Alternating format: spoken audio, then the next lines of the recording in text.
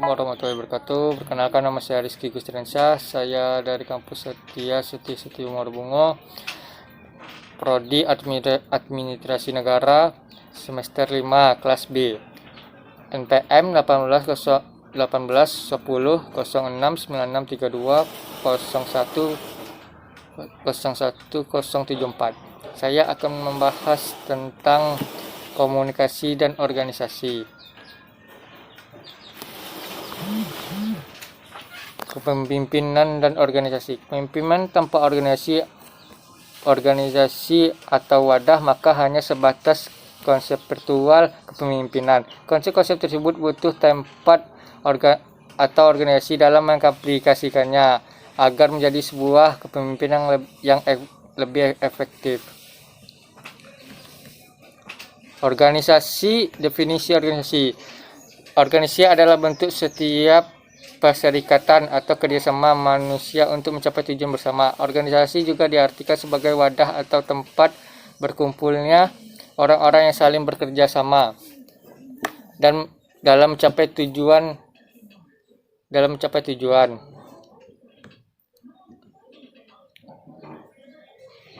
Pertanyaan. Yang pertama, 1. Sejak kapan Anda mengenal organisasi? Yang kedua, sejak kapan Anda terlibat dalam organisasi? Ya, seorang individu manusia tidak akan hidup sendiri. Ciri peradaban manusia senantiasa ditandai dengan saling bertemu, saling berkumpul, dan saling terlibat dalam organisasi. Saat dilahirkan terlibat organisasi persalinan, saat menimba ilmu saat ini saja terlibat organisasi pendidikan. Bahkan saat dimakamkan kita terlibat organisasi pemakaman. Jenis-jenis organisasi. Jenis-jenis organisasi yaitu ada 2. Yang pertama, organisasi formal. Organisasi formal ini biasanya memiliki suatu struktur yang tersusun amat baik, teratur, dan rapi. Kewajiban serta dari para anggota sudah diketahui secara pasti bahkan tak jarang dalam bentuk dalam tertulis. Contohnya organisasi formal antara lain adalah organisasi yang dalam pemerintah suatu negara, organisasi yang mengembangkan suatu bisnis atau usaha. Yang kedua yaitu organisasi informal. Berbeda dengan organisasi informal, organisasi informal ini kadang tidak memiliki tujuan atau visi yang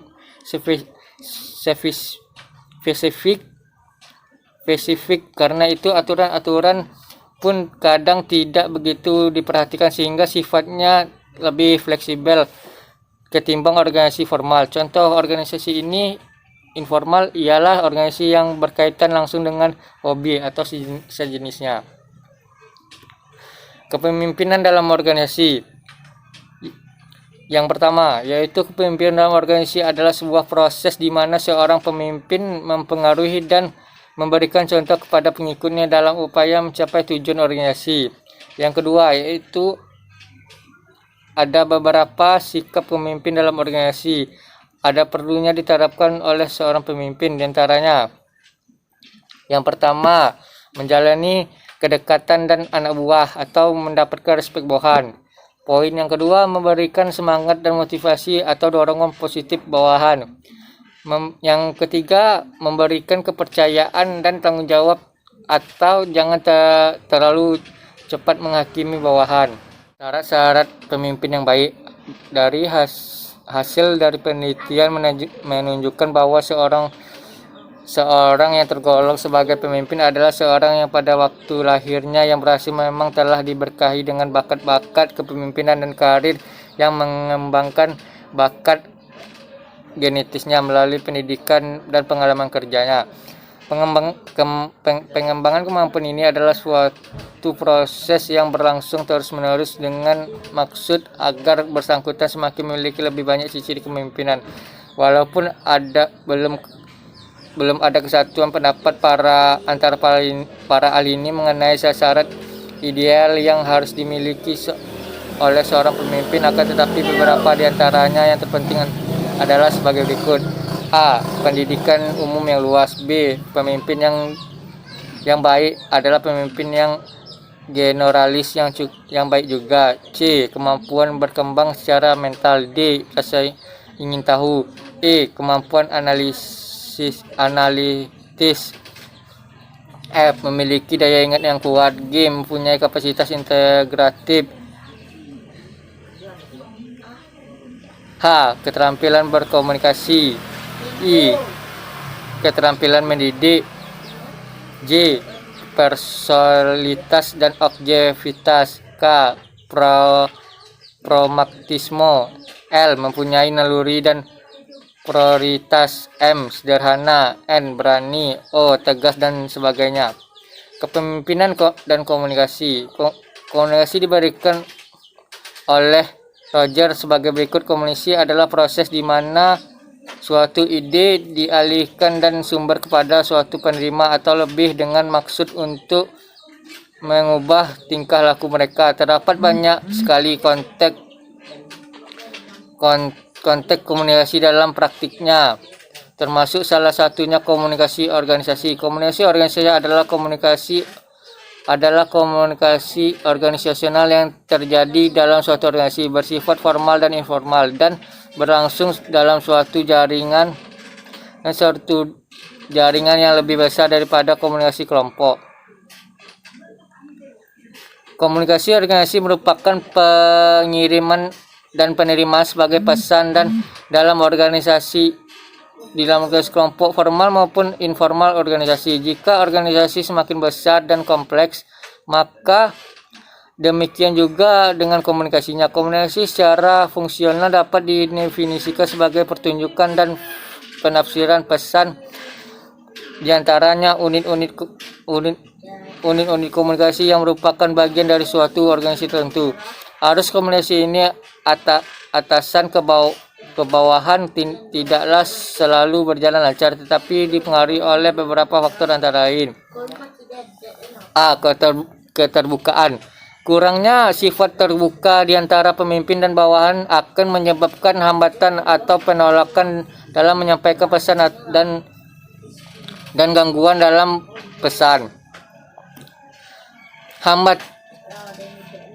Hambatan atau umumnya para pemimpin tidak begitu memperhatikan arus komunikasi ke bawah. Pemimpin mau memberikan informasi ke bawah bila mereka merasa bahwa pesan itu penting bagi penyelesaian tugas. Tetapi bila suatu pesan tidak relevan dengan tugas, pesan tersebut dipegangnya. B. Kepercayaan pada pesan tulisan. Kebanyakan para pemimpin ini lebih percaya pada pesan tulisan dan metode difusi yang menggunakan alat-alat elektronik daripada pesan yang disampaikan secara lisan dengan tatap muka. Hal ini menjadikan pemimpin lebih banyak menyampaikan pesan secara tertulis berupa buletin, manual yang mahal, bukti dalam film sebagai kontrak personal, cara tatap muka antara atasan dan bawahan. Hasil penelitian Dahli 1981 menunjukkan bahwa pesan itu akan lebih efektif bila dikirimkan dalam bentuk lisan dan tulisan. Komunikasi tatap muka lebih disenangi oleh bawahan daripada media cetak.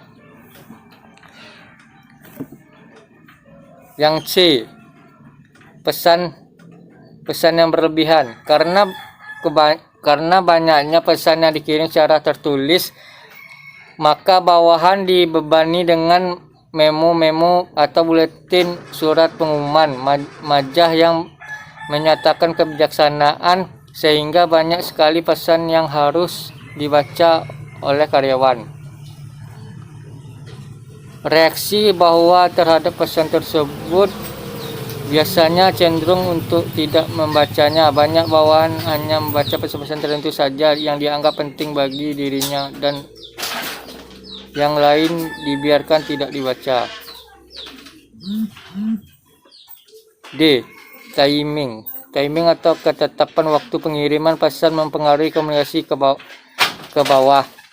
Pemimpin hendaklah memperhitungkan faktor waktu yang tepat bagi pengirim pesan dan dampak yang potensial kepada tingkah laku bawahan. pesan seharusnya dikirimkan ke bawah pada saling menguntungkan kedua belah pihak, yaitu pimpinan dan bawahan. Tetapi bila pesan yang dikirimkan tersebut tidak pada saat yang dibutuhkan karyawan, maka kemungkinan akan mempengaruhi efektivitasnya. Penyaringan.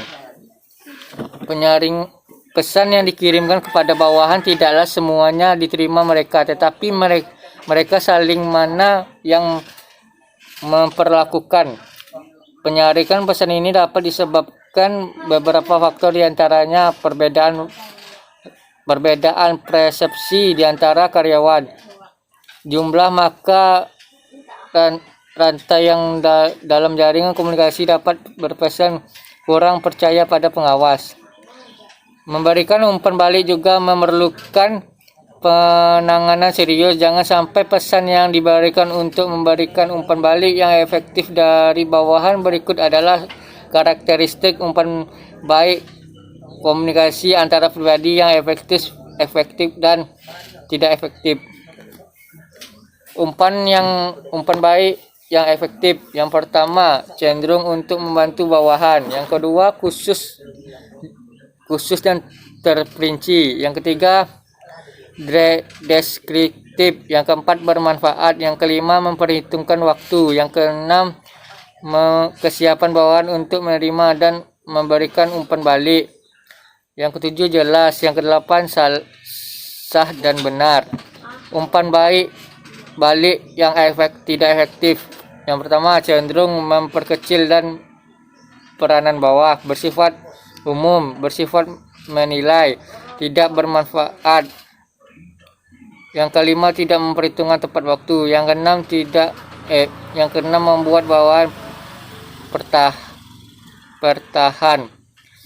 Yang ketujuh, tidak mempermudahkan pengertian. Yang kedelapan, tidak sah dan tidak benar.